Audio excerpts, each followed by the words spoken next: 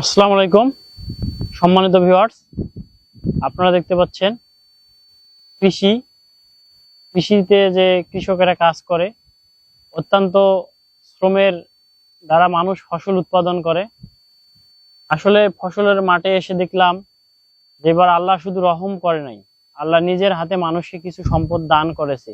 এই যে ফসল, মনোমুগ্ধকর ফসল, এত পরিমাণ আমন ধান হয় না। আসলে অন্যান্য বছরে এত পরিমাণ আমাদের এই চর অঞ্চলে ধান হয়নি।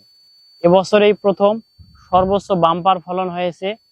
শুধু ধানের মধ্যে দেখতে পাচ্ছেন আপনারা, ধানের শীষ আর শীষ, এক একটা করে শীষের যে সাইজ, মনে হয় আপনার বড় ধানের মতোই ফসল হবে। পাশাপাশি আশা করা যায় দেশের মানুষের এবার খাদ্যের যে চাহিদা আছে, বাংলাদেশ সরকার মানুষকে সুলভ মূল্যেই সেই খাদ্যগুলো সরবরাহ করতে পারবে।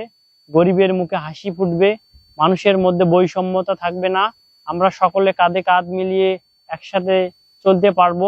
আপনারা দেখতে পাচ্ছেন পাশের এই জমিটা হলো আমাদের জীবনে প্রথম আমরা এই জমিতে ফসল রোপণ করেছি। বিশাল আকারের যে জমিতে আশা করা যায় খুব মানসম্পন্ন ফসল হয়েছে।